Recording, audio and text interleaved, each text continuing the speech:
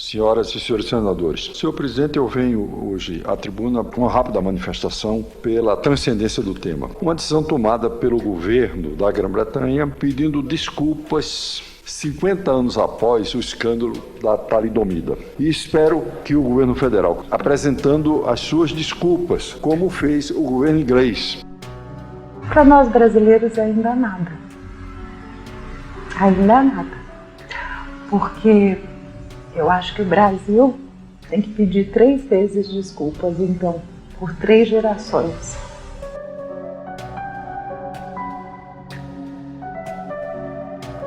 Nós precisamos fazer alguma coisa pelos nossos filhos, porque um dia eles nos perguntarão: por que eu sou assim? 1 ano e meio depois, eu e minha senhora ficavam numa tremenda dúvida. O que será? Será? Eu nunca tinha nenhuma doença venérica, ela também não. Nada genérica na família. O que será? Os próprios médicos não sabiam. Muitas famílias foram destruídas. Quando nascia o bebê deficiente, logo a culpa recaía das famílias, recaía sobre alguém. Ou a família dela, ou a família dele, né? Quantos lares desfeitos. Como vítima de talidomida, todos nós acabamos nos perguntando: por que comigo? Por que Deus? Por que minha mãe tomou? Por que a sociedade rejeita? Até que um dia chegou na minha mão o Time Magazine. Nasceram bastante, mas muitas foram entregues a instituições, os pais se divorciaram e deu muitos problemas familiares, obviamente. Esse foi o transtorno que tudo isso trouxe, não? Mas também com alguns pais, coitados, que se desesperaram, não suportaram a carga de ver uma criança deformada. Apesar que no início é difícil de se conformar, o primeiro dia ele não me confirmou. Eu falei, não, ela tem de morrer, não pode viver. É impossível, porque foi como alguns jornais no Brasil, nasceram monstros. Not guilty. All 5 acquitted. What relief and what a reception they got. Dr. Custer's wife, too full of emotion for any words. The mother herself, she gave her malformed child barbiturates. Now they're free. Você que não fez parte do filme, mas que é a minha heroína, que é a quem eu devo a minha vida. E mesmo quando você se culpa por ter, infelizmente, tomado uma droga, não por vontade própria, mas por receita médica, mas eu acho que ter nascido sem perna, sem braço, com desvantagem, acabou sendo uma vantagem, porque a gente aprende muito mais. Nós vamos cuidar dela, nós vamos dar a ela a vida o máximo possível. A maior tristeza de ser vítima de talidomida foi a discriminação muito grande que eu senti, já começando no colégio e por eu morar no interior. E depois, quando eu tinha mais ou menos 1 ano, é que se aventou a notícia da talidomida. E que saiu na mídia e que a gente conseguiu ver o nome do remédio que me foi receitado. E nós soubemos a causa. 50 anos atrás, ninguém nunca tinha ouvido dizer que uma medicação interferisse numa gestação. Eu não tinha essa preocupação. Falei com o meu médico aqui, então a gente vai vendo o que vai fazer, como vai fazer. E chegou a dona Angelina. Talidomida, o que é a talidomida? Era uma ilustre desconhecida, mas ninguém sabia, dificilmente. No final da década de 50, a talidomida é lançada no mercado mundial pelo laboratório alemão Grunenthal. O único país a não usá-la foi nos Estados Unidos, visto que a doutora Frances Kelsey, médica do então FDA, impediu sua comercialização por notar que os experimentos foram insuficientes. Assim, recebe a mais alta condecoração civil pelo presidente Kennedy. Então precisamos ver, vamos nos reunir, vamos fazer alguma coisa. No Rio Grande do Sul, um grupo também reuniu-se e nós nos reunimos a ele. Fazer que não fazer, porque nós queremos criar um processo, não é? O Quírio Ugini Bertolo, um homem seco, não podia ver, era seco. Mas era um jurista e ela nos ajudou muito a formular o contrato. O Valquírio já tinha também uma organização, cobria tinha vários clientes, modo ele dizia. O começo da luta das vítimas da talidomida em Minas Gerais foi, nós ficamos conhecendo o movimento do Rio Grande do Sul através da imprensa.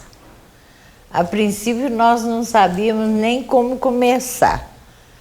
Aí entramos em contato com o Sul, que nos deu as diretrizes, reunimos alguns pais aqui de Belo Horizonte que conhecíamos e resolvemos criar uma sucursal. A nossa luta começou já na justiça. Primeiro contato foi com a dona Angelina, na Carato de Campinas, que ela fez uma procura de vítimas da talidomida e fundou essa associação. A gente ficou vibrando de alegria, porque até então nós éramos ao Deus dará. Imagina, não foram reivindicar nada, a gente não tinha nada, não tinha nada. A quem recorrer? Ao Papa, porque governo, políticos, a Deus. O que o Rio Grande do Sul estava propondo na ação, e era uma época muito difícil, porque nós lutamos contra, era ainda ditadura e multinacional, né? Assim começou a nossa associação. E nós começamos aqui através da imprensa, sabe? Solicitando aparecimento, cadastrando as vítimas, com problemas financeiros, porque a associação só era ajudada pelos pais. Só as mães que tomaram sedais é que conseguiram uma pensão vitalícia para as vítimas. Só, mais nada. Os outros dois laboratórios, um foi americano e o outro italiano, que não se manifestaram. O meu trabalho primeiro era de orientação, e em segundo lugar era de trazer os processos feitos aqui, todo completo, para a Alemanha, pessoalmente. Era necessário apresentarmos o atestado médico das crianças, mas completo. Levávamos para consultas médicas as crianças sem pernas, meu Deus, e às vezes sem braços. Formavam aquele grupo de crianças em volta, todas a olharem, assustadas. Nós começamos a atender crianças de outros estados. Tínhamos que trazer essas crianças a Campinas para passarem pelos exames médicos na Unicamp. Como trazê-las? A Unicamp ficou incumbida de fazer avaliação médica e a PUC psicológica. Nós temos que dar este começo a quem? As próprias crianças, nós sempre dizíamos crianças, mas aí já não eram mais crianças, eram jovens. E nós não sabíamos o resultado da talidomida, né? Quando olhávamos os nossos filhos, os jovens, meu Deus, eles vão casar-se e serão também deformados, né? E isso também foi um trabalho muito bonito e que muito nos preocupou. Eu gostaria de fazer alguma coisa para essas pessoas que nasceram junto comigo e que não tiveram a mesma sorte. Esses processos foram complementares aqui, levava para a Alemanha e entregava e esperava respostas, não é? Algumas respostas foram positivas e muitas poucas, porque, como disse, eram sociedades e os outros eram não reconhecidos. Então, as coisas que não foram reconhecidas, tínhamos de incluir o nosso contrato que foi feito, estabelecido aqui. E nós finalmente aceitamos este contrato, onde lá os laboratórios, como donativo, ia dar uma importância global para ser dividido entre os associados classificados e devidamente classificados como talidomida e pontuados com pontos. E a título de donativo. E esta parte seria complementado por um aportamento de dinheiro da União vitalícia a ser pago pelo INPS. Nós até sempre defendemos que, em relação a essa primeira geração, o governo brasileiro deveria ter se ressarcido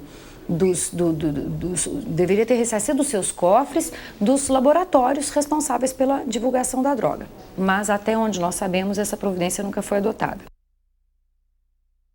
As importâncias livres de imposto de renda. Qualquer importância que ia ser recebida de um outro país, neste caso a Alemanha, também não ia ser deduzido da importância daqui e também seria livre de imposto de renda. Não existia 13º. Começaram a receber uma miséria de pensão, sei lá se aquilo podia ser chamado pensão. Eu não me conformava de ir para o banco e receber. Era assim, algo que um pacote, eu me lembro bem que eu fazia essa analogia, um pacote de cigarro. Era o valor dessa enorme pensão, né? Até um dia que eu, lendo o jornal, vi uma coluna convocando pessoas lesadas pela talidomida. E eu falei, nossa, isso é um milagre. Peguei o telefone rápido. E apareceu uma jovem muito corajosa. E ela disse, estão demorando. Então nós vamos fazer uma associação nossa para ver se nós conseguiríamos mais alguma coisa. E com quanta razão, meu Deus. Porque quando nós, a diretoria, quem mais tempo permaneceu como presidente, vice, foi eu e o senhor Van Dyck. Mas quando íamos reivindicar o direito ou exigir alguma coisa, a colaboração de algo, eles não sentiam, não sabiam o que nós estávamos defendendo.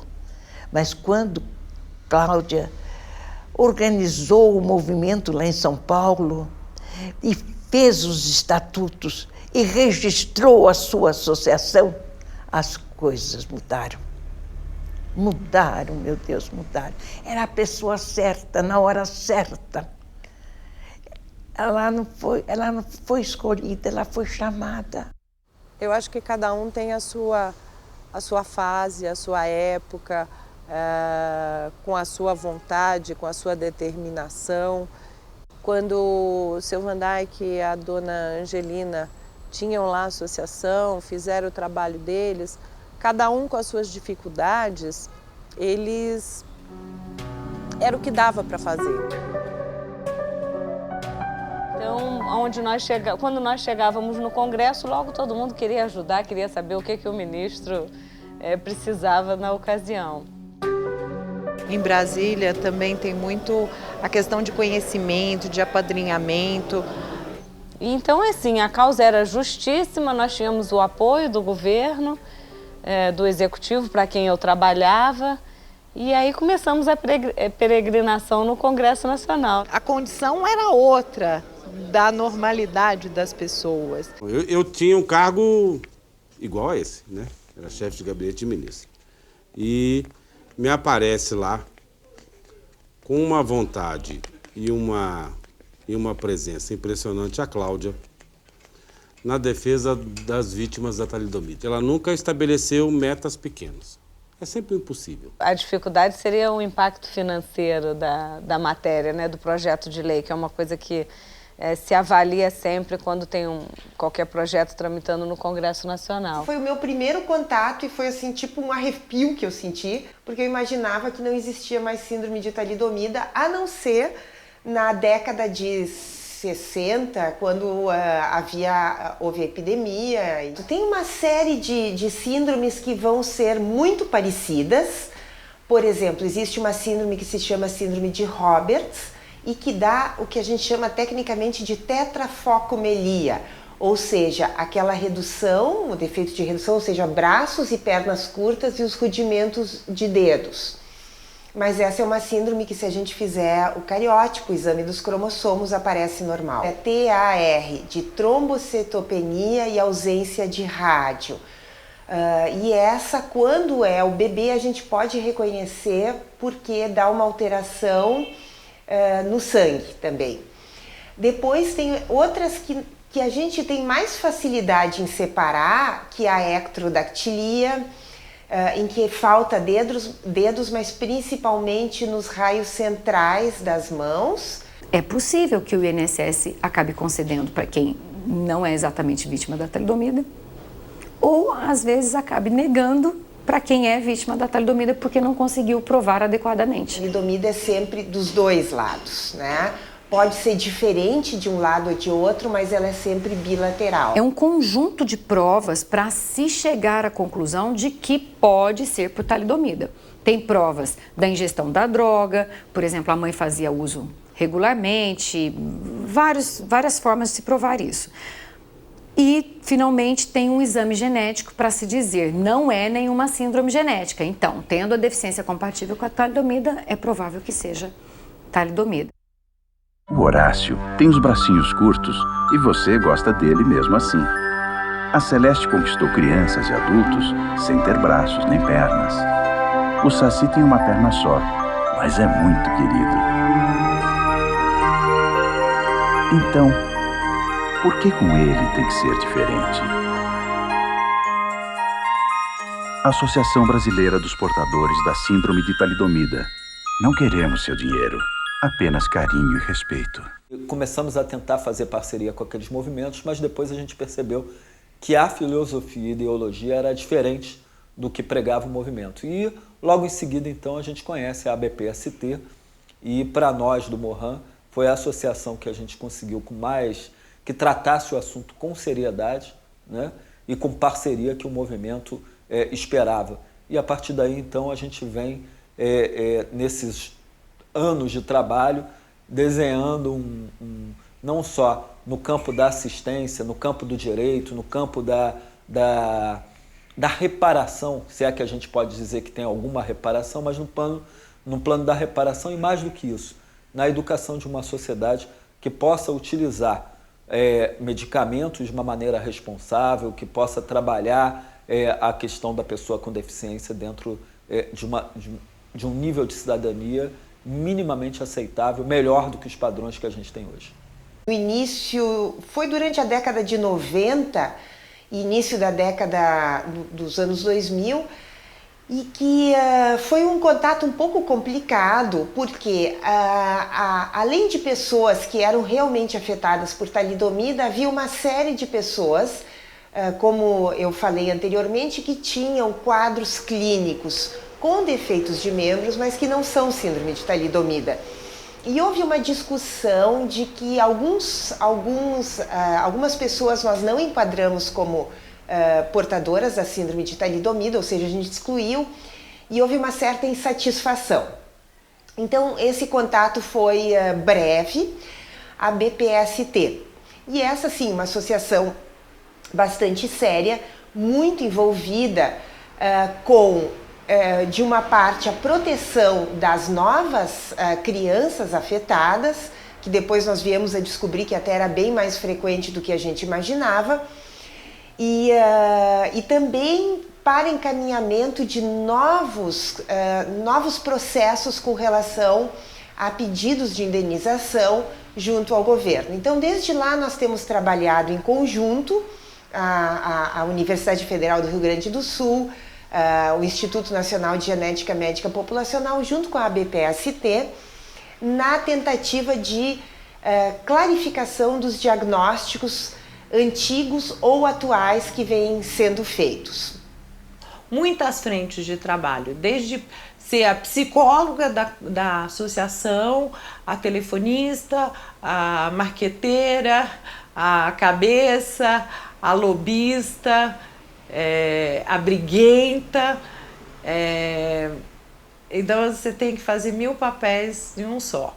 É que antes da associação, eu trabalhei numa revista de hotéis e que eu lembro que as pessoas não deixavam fazer nada.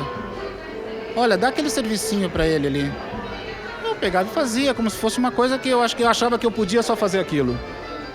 Então isso mudou muito depois da associação, porque eu vi que a briga que a Cláudia tinha para que a gente conseguisse tudo era a mesma briga que eu tinha que ter na minha vida particular, na minha vida profissional, de lutar por aquilo e ser igual a todos.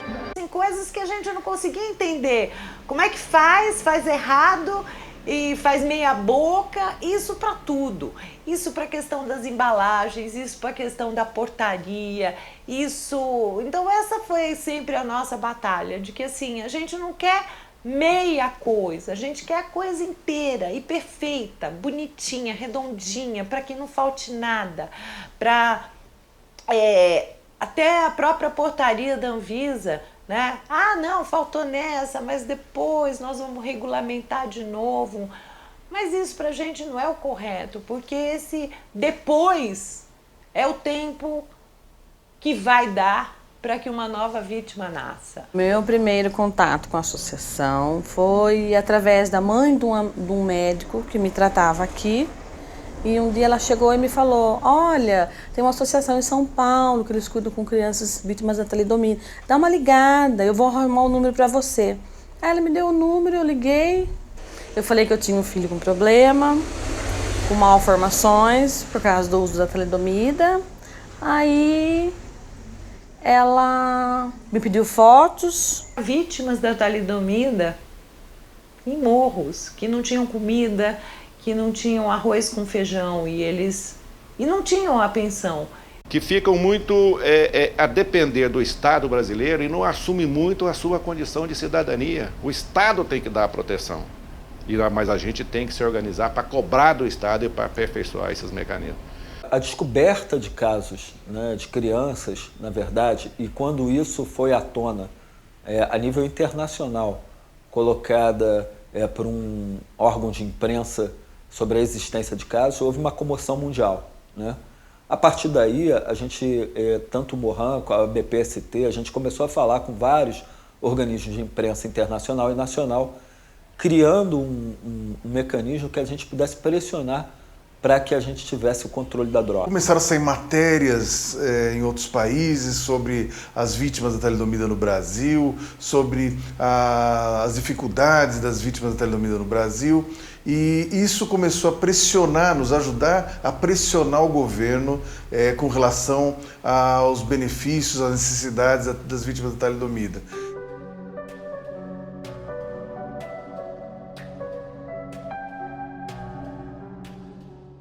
The thalidomide people in Brazil will be extreme.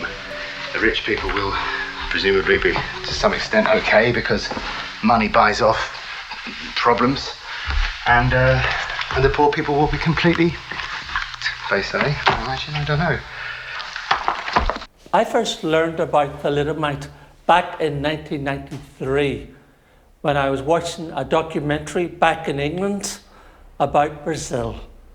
And as I watched this documentary, tears came down my cheeks and I cried because I could not believe that the drug that my mother took in 1961 was still being used in 1993.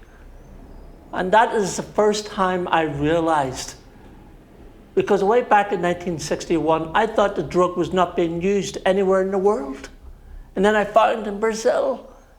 And so a couple of days after watching the documentary in 1993, I said, God, what could I do? The first time I've heard that there were still victims born in Brazil, I was very sad. It was, my life was the life before I knew and the life after I know.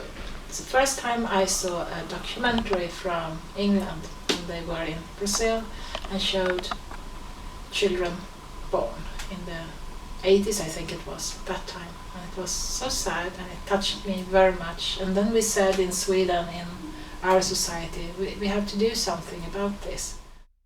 And so I began to write a book with my toes. After 7 years, a publishing house in London said, Brian, we hear your heartbeat, your passion for the children in Brazil. And so in February 2000, at last, my book was published.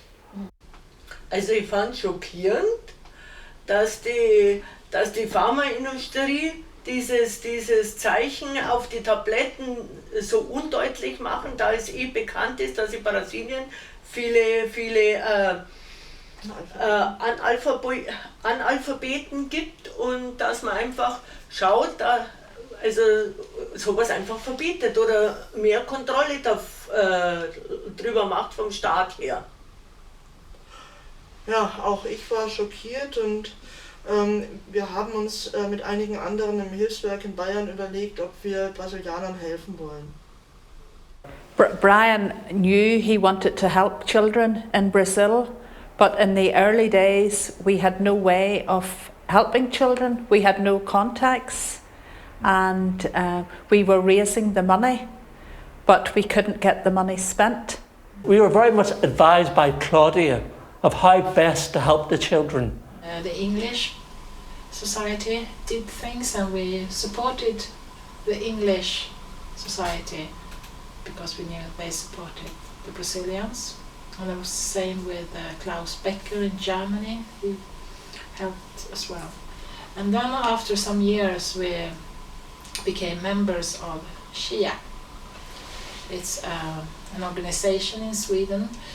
You get money from the government to do projects in other countries, and it's for NGOs and it's for organizations who are organizing disabled people.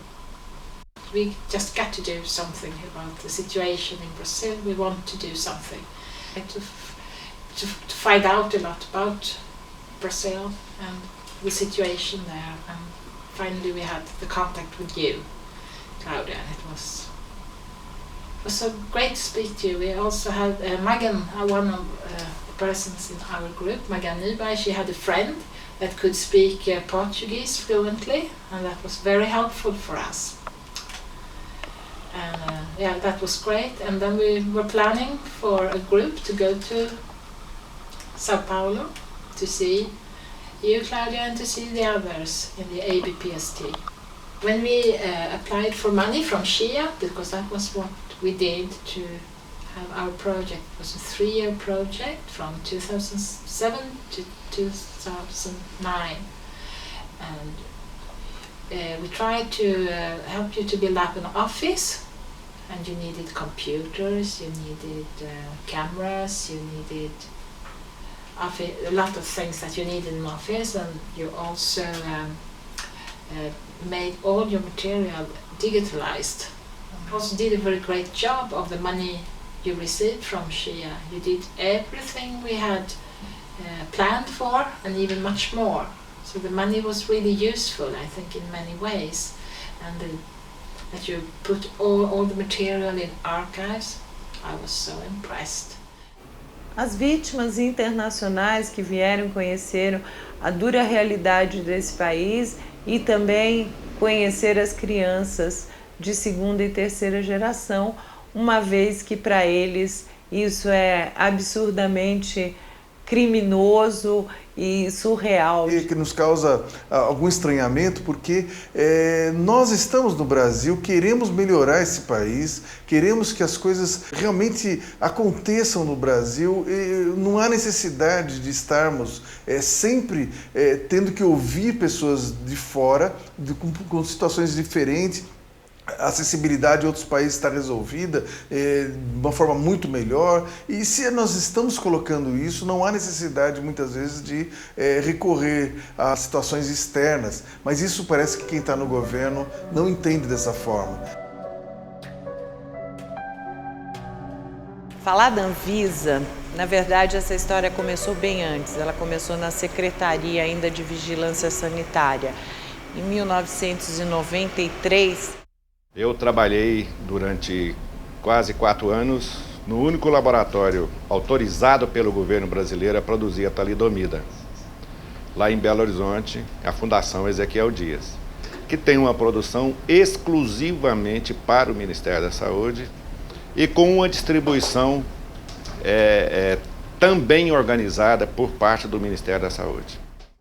Uma vez que era produzido pela FUNED, oficialmente, mas existiam os laboratórios clandestinos, houveram as denúncias que a droga estava chegando às farmácias de manipulação, tivemos que denunciar isso na imprensa para que essa prática não ocorresse mais. Durante anos, isso aí não era problema de ninguém. Eu trabalho com crianças com defeitos congênitos em que a gente tem muitas situações e que tu não pode evitar, e nessa que a gente pode evitar, continuam acontecendo. Então é um dever, porque é uma medicação que está aqui por causa de nós, brasileiros, né, do governo brasileiro, ou seja, é a responsabilidade de toda a sociedade, incluindo a minha parte também, né, de a gente fazer alguma coisa para evitar que essas crianças nasçam. Até nessas questões que não são genéricas, que são específicas aí, de médicos, que são específicas de outras áreas, nós tivemos que entrar e conhecer e entrar nessas áreas e propor coisas para poder, enfim, que a talidomida tivesse um controle maior. Para que a gente tivesse controle da droga e uma compreensão, naquele momento, tanto do Mohan e da ABPST, que a gente tinha uma droga que ela precisava muito mais da educação dos profissionais, de como utilizá-la, de um controle adequado de como ela estava sendo utilizada na sociedade, do que simplesmente uma proibição. E ela faz um papel que, se outras pessoas da sociedade fizessem, eu tenho certeza que a gente ia conseguir construir coisas com muito mais velocidade do que a gente constrói hoje em dia. Acho que o Brasil mostrou sua capacidade de preparar uma regulação de tal maneira avançada que depois foi até feita quase que igual por um laboratório americano e patenteado, né? O Ministério da Saúde constituiu um grupo para estudo da legislação de talidomida para melhorar os controles. Então, naquela época, eram várias entidades e pessoas e órgãos que faziam parte desse grupo. Então, foi o início da melhoria do controle do medicamento talidomida. Com o Ministério, na época com o CENEP, o Centro Nacional de Epidemiologia do Ministério da Saúde, para que a gente pudesse, de uma vez por todas, ter um controle dessa droga em toda a sua cadeia, desde a produção até o uso final daqueles que eram indicados, e que minimizasse os riscos de uso inconveniente que pudesse gerar mais algum tipo de vida. Antes haviam outras legislações, haviam outras portarias, desde a década de 90. É preciso ampliar o controle e muitas vezes as respostas não foram dadas no tempo certo. O Ministério da Saúde, na época, programa, sabia das crianças, escondia as crianças, não amparava, não ajudava a conquistar o benefício. Daqui a pouco a Cláudia estava pensando na ação indenizatória, a questão de evitar novos casos. Não basta uma publicação, né? A gente, claro, é tácito que uma vez publicado no Diário Oficial da União é de conhecimento e é transparente, tem que ser seguida. Mas é diferente quando a gente vai aos estados, quando a gente discute, quando a gente explica, conversa, ouve a dúvida do profissional de saúde. A RDC, a resolução de diretoria colegiada que nós fizemos, ela tenta exatamente mostrar isso, desde a produção até o consumo final. Responsabilização. Agora, a responsabilização a gente só pode cobrar no momento em que nós tivermos tranquilidade para mostrar a todos, tá certo? O que isso significa e qual o papel de cada um. Do mais simples servidor, que está lá num centro de saúde, lá no interior do Amazonas, entregando o medicamento, ao médico que prescreve, ao produtor que produz, aquele que distribui e aquele que armazena. O uso de uma droga teratogênica é desviar o curso de vidas. Nós mexemos com o valor de uso. O que é o valor de uso para nós? É a vida, é a saúde. A vida nós só temos uma. Você precisa usar em determinados momentos, mas com restrições muito rígidas, né? Independente de para qual doença ela está sendo indicada, a sua prescrição e a sua dispensação têm que ser racionais. Elas têm que passar pelas normas, pelo que preconiza em relação aos termos, a notificação, a consciência realmente do paciente de que ele vai iniciar um tratamento, da paciente que aquele tratamento tem um risco alto. E num lapso de 5 anos, nós reduzimos pela metade a distribuição dessa droga no Brasil. Olha que boa notícia. Eu não quis aceitar nunca o trabalho no poder público, do governo, porque você tem essa imagem. E ele não faz mesmo nada, porque não sabe. Uma entidade é um cidadão existente de maneira real na comunidade. O Brasil é um dos países onde a hanseníase ainda tem uma prevalência muito alta, quase igual ao da Índia. Você vê uma população como a Índia, tem uma mulher internada porque não pode correr o risco de engravidar durante o tratamento. Mas vergonha maior é a gente ainda ter a necessidade de usar a talidomida, porque a gente ainda tem uma doença que já deveria ter sido exterminada, acabada no mundo. Para mim, como médica, eu acho extremamente constrangedor você ainda ter que usar esse tipo de medicação. E os médicos, nossa, nesse país, eles são muito ligados um no outro. Então, quando um fazia uma coisa errada, o outro escondia, o ministério também escondia. Então, era uma coisa assim, muito difícil da gente poder quebrar, né, e falar, parou, não vão fazer mais errado, vocês não vão mais fazer errado. O médico me receitou a talidomida e eu fiquei grávida, ele não quis me atender, ele virou as costas para mim, disse para mim me virar, se vira. E eu continuei com a gravidez, tentei fazer um aborto, não consegui, porque foi difícil. E fui levando a gravidez. Prescritores negligentes têm que ser punidos, porque ali o dano não é reversível. Já existiam normas, já existia termo, já existia necessidade de notificação, o profissional já tinha que informar a mulher, já tinha que usar método contra... Enfim, já existia todo um arcabouço fragmentado de normas que agora a gente conseguiu consolidar.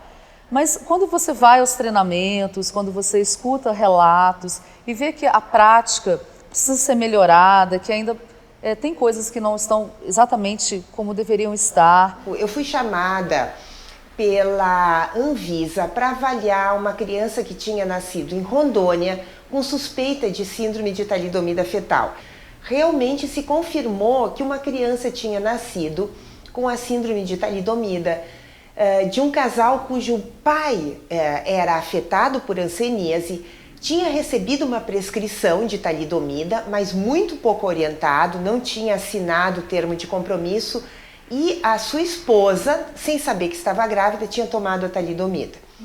Dois pontos que eu acho cruciais. Primeiro, é uma fiscalização intensa do cumprimento dessas normas de utilização. Essa fiscalização tem que envolver o Conselho Federal de Medicina, os Conselhos Regionais de Medicina, para saber se os profissionais prescritores dessa droga estão realmente prescrevendo dentro dos casos estritos. Porque, por exemplo, o eritema nodoso, você tem outras drogas, você tem prednisona, tem os corticoides, você tem outras drogas que pode usar. Entendeu? A talidomida você só vai usar depois que as outras drogas não fizerem efeito.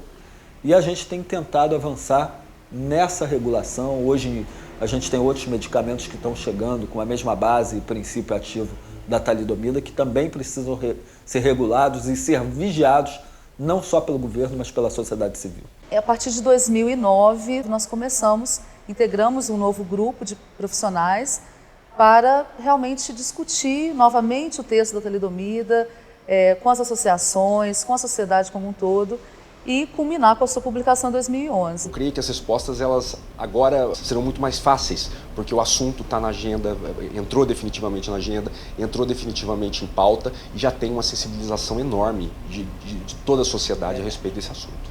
Tem que ter uma fiscalização intensa em cima dos prescritores. Os prescritores estão prescrevendo conforme as normas? É uma pergunta que precisa ser feita. O que é o melhor? O melhor é esse. Então eu não quero o antes, não. A gente não quer o antes, a gente quer o depois. E desde então, ela ganhou mais gente, né? Nós que estamos aqui hoje temos a obrigação de repor. Não vamos conseguir ir atrás de quem cometeu esse crime, né? Ou da ignorância da época que permitiu esse tipo de coisa, né? Mas como é que a gente vai fazer? A gente tem que ter a obrigação de cumprir. Uma sociedade que não consegue preparar as pessoas com deficiências físicas, visuais, sensoriais, ou enfim, qualquer tipo de deficiência, não consegue prepará-las e recebê-las sem preconceito no mercado de trabalho. Então, são vários desafios que são postos, não só para o Mohan, mas com certeza, nesse caso específico da talidomida, para a BPST. Realmente não se há desculpa para não fazer as coisas, para não ir aonde deve se ir. Existem dificuldades sim, mas a gente tem que superar. Na Anvisa criou realmente o próprio grupo, né, criou uma interação boa entre outros, até o próprio Ministério da Saúde.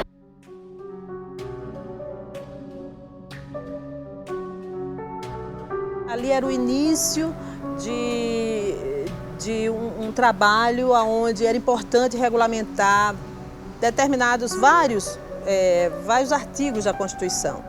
Então, as próprias batalhas para a regulamentação de aeroportos, trens, metrôs, elevadores, tudo isso a associação participou ativamente para tentar mudar essa realidade, para fazer com que as pessoas prestassem atenção, ouvissem, ficasse registrado de alguma forma, por lei, por medida provisória, por norma da ABNT.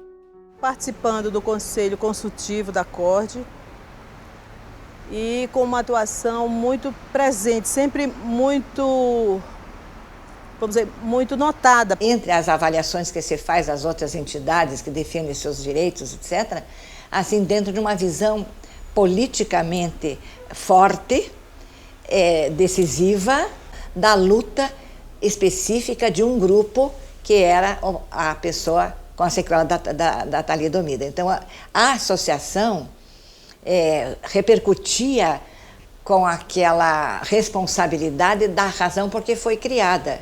Não para ficar dentro da exploração, como eu disse, de privilégios. É um movimento realmente singular. A gente tem muito que se orgulhar da história da BPST, da história do Mohan, da história das nossas associações e da história da parceria, né?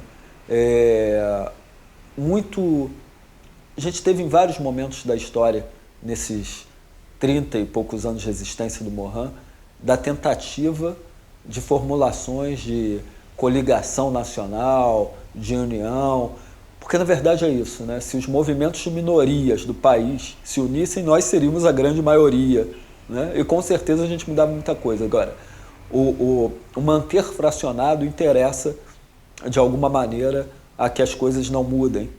O Conselho Nacional de Saúde foi muito importante nessa trajetória e para eu ter acesso, eu passei a ser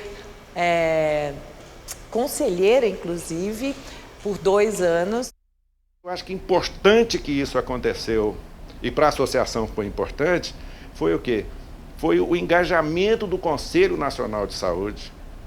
Na década de 90 e depois, agora nos anos 2000, quando eu estava no Ministério, que o Conselho Nacional de Saúde falou, olha, talidomida vai ser discutida aqui. Talidomida, nós queremos que o Estado brasileiro assuma a sua responsabilidade. O PST conseguiu cavar esses espaços, né? Muitas vezes, um lado mais negociador, feito pelo Morrão, um lado mais explosivo, feito pela Cláudia, da associação, às vezes o contrário. Então a gente sabia dosar e mediar bastante esse papel de cada um no enfrentamento de muitas barreiras. E enfrentamento, às vezes, até de pessoas que queriam liberar com menos controle, enfim, ou de instituições que queriam ganhar com isso. Que o Estado é omisso com relação a essas questões. Se a gente não muda, enfim, não muda os conceitos e tudo, perde a oportunidade, né? E eu tive essa oportunidade, graças a Deus. Eu estava na Casa Civil, foi ainda no primeiro mandato do Fernando Henrique, 97 para 98.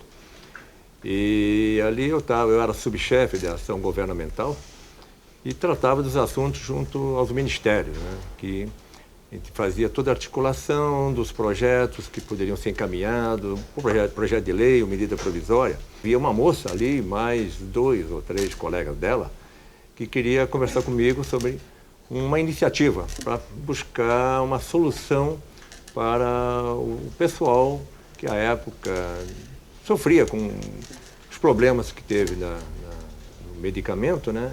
Cláudia aparece se identificando com o presidente da associação, né, liderando lá aquele movimento muito bom, pacífico, e ali iniciamos o primeiro contato.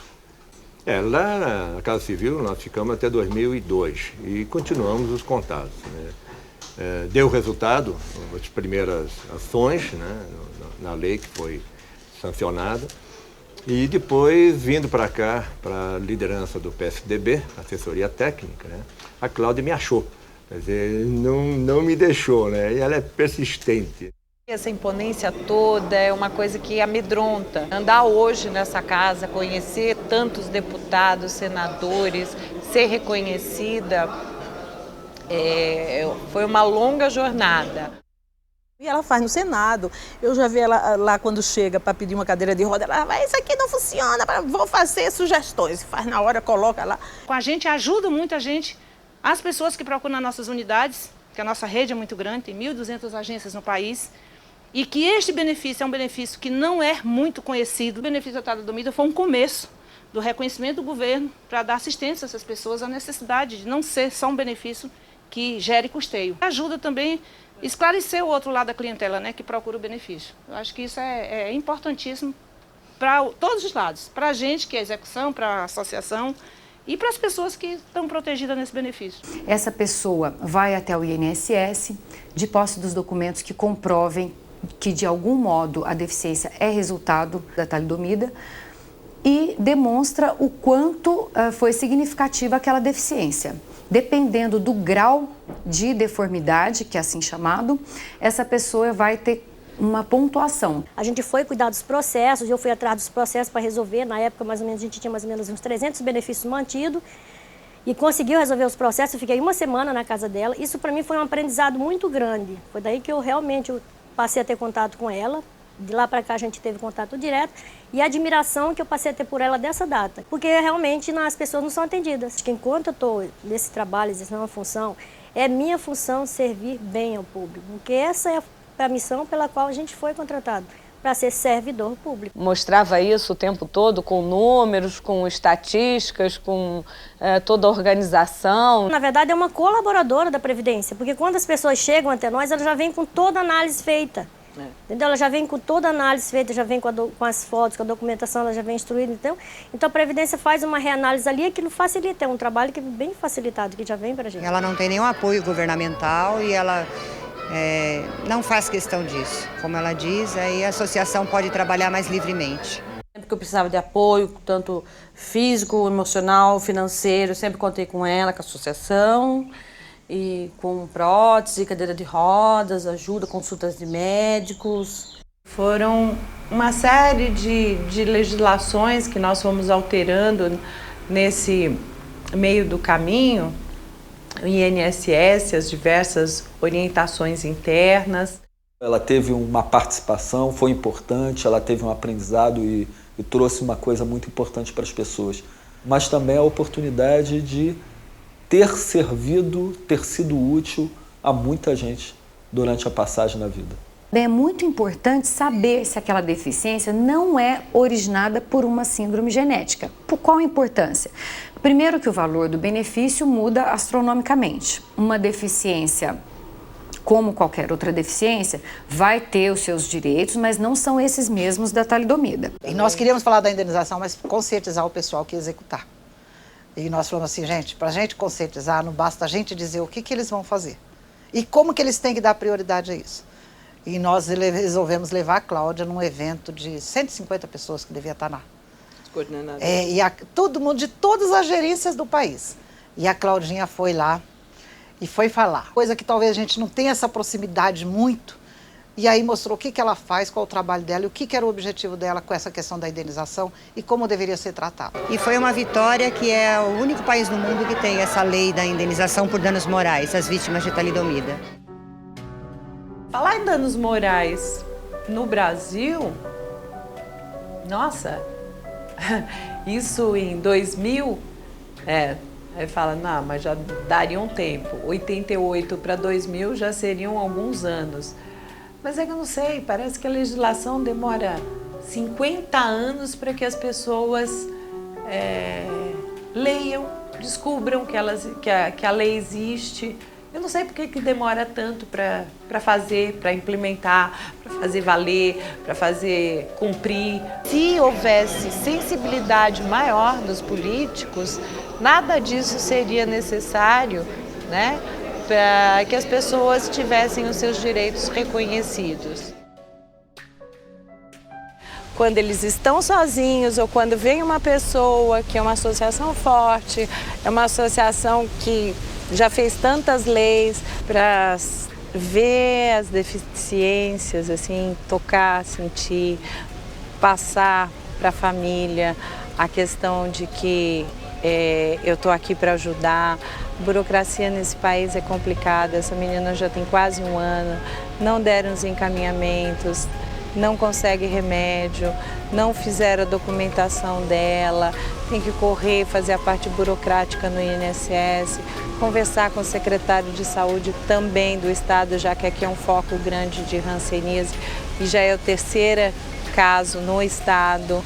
Isso não podia de forma nenhuma continuar acontecendo no país, ou sei lá eu onde for.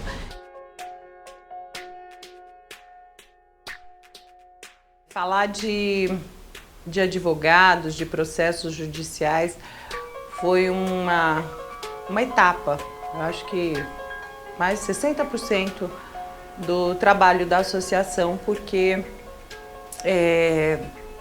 a gente de alguma forma precisava buscar os direitos, só que era uma dificuldade grande de achar advogados que queriam pegar a causa, de que iriam trabalhar de graça para a associação, só recebendo no final, ou então recebendo um valor irrisório, mas por acreditar na causa. Então a gente atirava por todos os lados para ver no que ia resultar.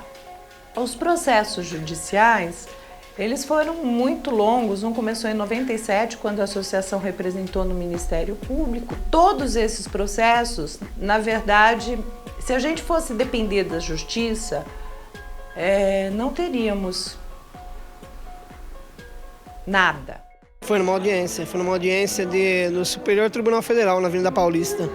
E a juíza, acho que deu, eu não me lembro muito bem se deu ganho de causa para o Estado, alguma coisa assim. Ela ficou muito triste e eu acabei também ficando muito chateado. Eu falei, porra, mas eles não entendem a situação da pessoa, eles ofereceram um valor X irrisório, ridículo, para uma deficiência que a pessoa vai carregar pro resto da vida.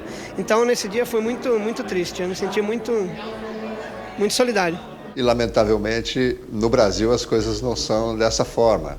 Essa ação, por exemplo, de indenização, ação civil pública proposta pelo Ministério Público e por nós, durou cerca de 15 anos praticamente, né, para ter um resultado. Mas ela não se conforma com isso, ela quer o resultado imediato.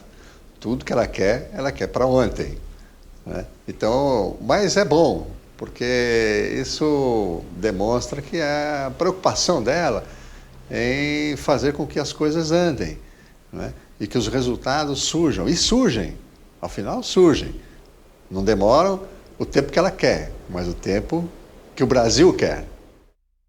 E esses processos ajudaram, eles ajudaram a embasar o governo, já que tinha perdido, e nesse ponto eu acabava fazendo os pareceres e encaminhando para as próprias secretarias, com a ajuda de outras pessoas que gostavam da nossa causa, para que o governo visse, bom, a gente já perdeu lá, então vamos pagar e pagar uma quantia melhor para essas pessoas, porque senão a gente não teria parado, teríamos ingressado com novas ações. Não que tivesse sido um valor maravilhoso, não, era um valor um pouco mais justo. A ideia não era ficar milionário, não, mas é para que o governo sentisse no bolso e para que prestasse mais atenção com a saúde pública.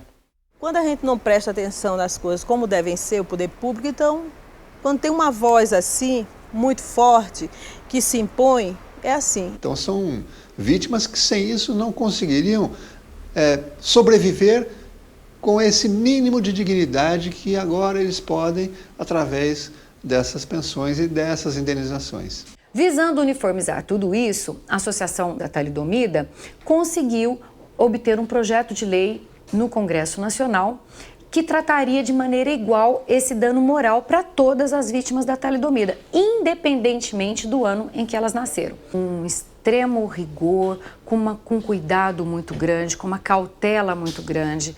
Ela se mostra um excelente parceiro no momento em que ela fala, olha, aqui eu acho que essa pessoa não é vítima da talidomida. Eu acho que aqui é um caso de amputação de braços, de membros. Não é um caso, olha só a diferença. Então, no momento em que eles trazem esses elementos para nós, para que a gente possa entender melhor qual é o caso concreto, e trazem com essa visão, apesar de ser vítima, mas essa visão imparcial. Essa visão de quem quer ter os seus direitos, mas também sabe que não quer ter direitos indevidos. Né? Todo um cuidado para que essas indenizações que foram pagas sejam utilizadas em prol das vítimas, em prol das crianças e não, né, a favor, às vezes, da família. Um cuidado para que as pessoas que, por exemplo, já receberam indenizações via judicial não recebam em dobro agora com base nessa lei. Então, são parceiros que nos dão essa tranquilidade, porque eles estão próximos, eles sabem exatamente do que se trata, o problema, e eles são muito justos. Até muitas vítimas sem perna nos passaram a perna. Deixaram de pagar honorários de advogados, ou depois queriam mudar a regra do jogo. Vemos coisas muito positivas, porém nós vemos também muitas coisas que às vezes nos desagradam. Eu acho que as pessoas nessa área da deficiência, elas pensam muito na questão dos direitos das pessoas com deficiência e se esquecem muitas vezes dos deveres das pessoas com deficiência. Então, às vezes, temos que dar chamadas em pessoas com deficiência, colocar para essas pessoas que elas também têm um papel a cumprir, não é só porque se conseguiram benefícios, se conseguiram oportunidades para elas, que elas também não têm que dar a sua contribuição de trabalho, de pensar, de atuar, de propor, denunciar também, de fazer outras ações. Às vezes tem pessoas que vêm apenas atrás dos recursos que a associação pode proporcionar, sem pensar em nada de troca em termos de trabalho. Muitas vezes não compreendido e não com o tempo que as pessoas acham que seria o certo, né? Assim, o tempo de governo e o tempo de sociedade civil são tempos diferentes, né? E dosar isso e explicar isso para quem está na base do movimento, quem está na ponta, que espera que a gente consiga as coisas muito mais rápido, né? Isso é muito mais difícil. Então, essa capacidade das lideranças que a Cláudia da BPST demonstrou com o tempo, a capacidade de tentar manter a unidade de todos os associados, né? Isso é um dom de lideranças que a gente precisa manter. Em alguns momentos, nós tivemos que interferir porque o Ministério Público, lógico, ela não sabia de todos os detalhes, então se perdeu no como pedir, e aí precisamos intervir e entrar com uma ação. Nem sempre a associação tinha dinheiro e tinha que sair fazendo vaquinha, pedindo para os amigos gringos para nos ajudar, das outras associações. Então, mas no final a gente conseguia sempre fazer tudo. A associação, ela tem ainda, eu acho que tem que ser reconhecida como um caso de referência nacional, porque tudo que nós temos nessa área de talidomida, todos esses benefícios, todas essas conquistas tiveram o dedo da associação. Eu desconheço algum caso em que não tenha redundado numa lei, não tenha redundado num benefício importante e devido que não tenha tido a atuação da associação. Realmente é uma atuação muito profícua, muito séria e que merece todo o reconhecimento. O Ministério Público, ele teve uma importância, porque lógico que se você entra com uma ação onde o Ministério Público acredita na sua causa, você tem muito mais peso, credibilidade. Nem sempre é como a gente quer, porque o Ministério Público tem prazos, porque os caras nunca estão, porque é uma dificuldade às vezes, nem sempre o procurador é uma pessoa bacana. Tem outros que acreditam muito e abraçam a causa e brigam mais. Depois eu não sei o que acontece, parece que todo mundo vai cansando dessa demora burocrática da nossa injustiça. Cláudia trouxe elementos, trouxe estudos, pareceres do exterior e que só serviram para condenar o governo federal pela sua inoperância, foi a capitã de tudo aquilo. Ela movimentou aquela Justiça Federal. Porque acabou ficando na mão de uma juíza que, sem noção, deu uma quantia irrisória, miserável, que na época era 1/3 do salário dela. Foi o que ela mandou pagar pra gente. Os processos judiciais, eles foram muito longos. Um começou em 97, quando a associação representou no Ministério Público, e depois o doutor Roberto acabou entrando em 99, protocolando para que a associação fosse assistente na ação. Fora essa indenização, baseada na pontuação da deficiência, a partir de 2010, as pessoas que têm essa síndrome tiveram direito a uma indenização por dano moral, cujo valor é de 50 mil por cada ponto, esses mesmos pontos, que ela atinge nessa tabela do INSS, que vai avaliar o grau da deficiência dele. Que nós pleiteamos uma tutela antecipada que iria possibilitar o pagamento de uma parte dessa indenização ainda durante a vigência do processo. Depois esse processo veio a ser julgado e não contentou. O julgamento da ação, principalmente da ação de segunda geração, foi muito dolorido, porque a primeira juíza, que foi maravilhosa, a doutora Vanessa, ela foi de uma sensibilidade em dar tutela antecipada e no correr do recebimento, quando as famílias começaram a receber esse dinheiro, nós mesmos, como associação, começamos a ver que os pais estavam gastando indevidamente o dinheiro das crianças. Gastavam com festas, com cerveja, comprando presente, comprando um monte de coisa, e aí nós pedimos para que o Ministério Público pedisse à juíza para que fizesse os depósitos judiciais para salvaguardar essas crianças. Em se detectando esse tipo de responsabilidade, vai ter que iniciar um procedimento, aí seria na Promotoria de Justiça, né, não pelo Ministério Público Federal, mas pelo Ministério Público Estadual, pode até originar um processo crime, uma destituição de guarda, uma perda de pátrio-poder. Essa primeira responsabilidade de apurar as causas do nascimento hoje de uma criança com essa síndrome é do próprio governo federal. Ele tem que instaurar um procedimento em que acabe concedendo a indenização para a vítima, mas que apure os motivos de ter ocorrido aquele nascimento, sob pena de omissão do próprio governo federal. Ele não pode simplesmente pagar uma pensão dessas e deixar de verificar como é que aquele nascimento aconteceu, porque foi realmente por responsabilidade ou do profissional de saúde ou da própria pessoa que teve o medicamento. Então ele tem que saber exatamente o que é que aconteceu. Esse procedimento na Procuradoria da República visa também verificar se o governo brasileiro está fazendo isso, está apurando essas causas, visa assegurar que esta apuração seja efetiva. Muito obrigada por tudo, viu, doutor Nelo? Muito obrigado, porque você é uma pedra que a gente pode falar e ela não quebra. Pelo que eu acompanhei, eu vi a realidade deles, é um baita de um descaso que aconteceu com o governo em relação a essa droga que eles faziam uso, né?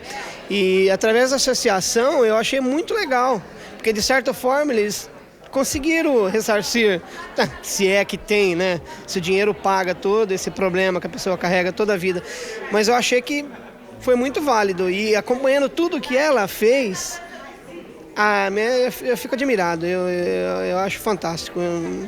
Tem que ter muita garra, viu? Porque não é fácil, não. Mais uma vez, de forma difícil, cansativa, tentando sensibilizar e tentando convencer que as vítimas da talidomida não podem ficar abandonadas no país. Ignorância por não querer saber ou por ser mais fácil. Não querer saber, ser mais fácil, é mais cômodo. Eu acho que é a pior parte do ser humano. Eu acho que um pouquinho mais o preconceito, um pouquinho maior que teve, sempre foi do meu lado. Que eu não queria expor, eu preservava a imagem, não deixava sair de casa, eu sempre coloquei panos quentes, tanto do português, claro, eu cobria mesmo, para ninguém ver, porque eu achava que ia incomodar ele e a mim. E entra na casa de uma pessoa que ela escondeu da família, que tinha tomado o medicamento, então ela guardava aquilo como uma culpa dentro dela e que ela não conseguia colocar para fora, e você poder ter libertado aquela pessoa. Marcos, não, vamos ter o futebol, Eu falei, mas puxa vida, como é que esse pessoal vai jogar futebol se eles não têm perna, não tem nada? Aí que eu vi, eles jogavam com as mãos. Pra mim só interessa isso, que todo mundo seja feliz. A luta nunca acaba. Vai ter sempre alguma coisa que a gente vai ter que fazer. Por direitos, por acessibilidade, sempre tem alguma coisa que a associação não pode deixar passar. Então quando a gente enxerga uma coisa e vê que está errado, eu acho que a briga tem que continuar. Você tem que ser uma pessoa que não pense em coisas negativas, que faça as coisas positivas derrotarem as coisas negativas. Espero que outras gerações também lutem pelos seus direitos, já que a nossa justiça nem sempre vai de maneira certa.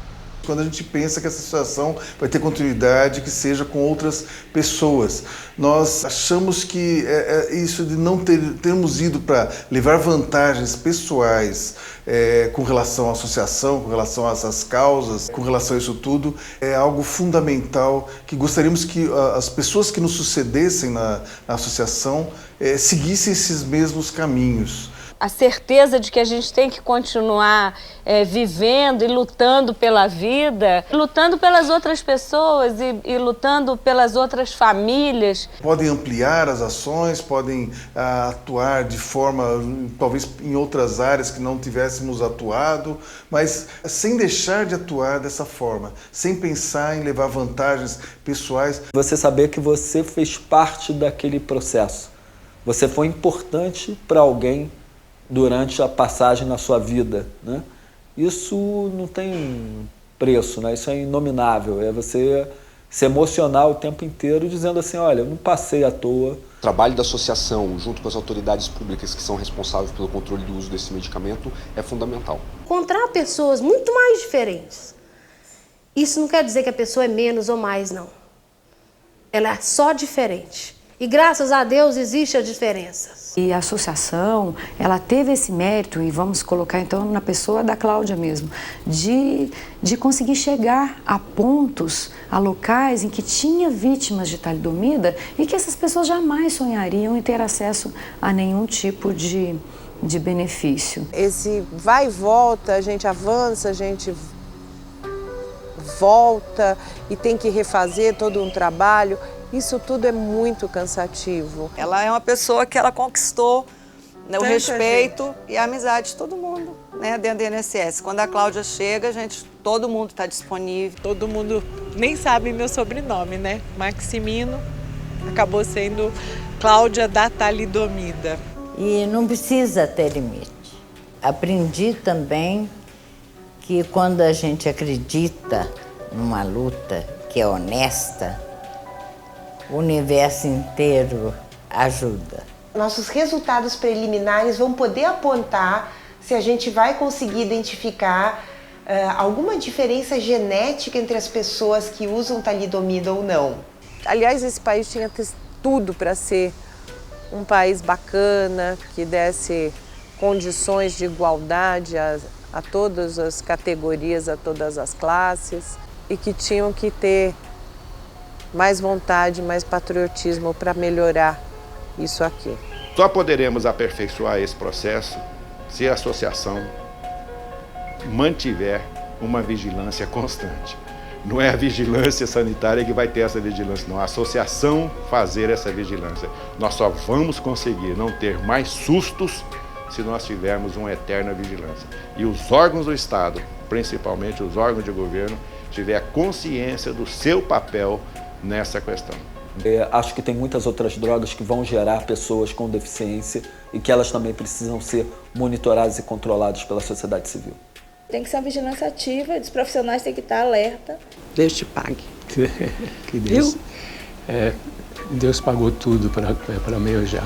Muita gente vai ficar faltando nesse filme, mas podia tudo isso ter sido evitado se eles estivessem fazendo o trabalho deles na hora certa.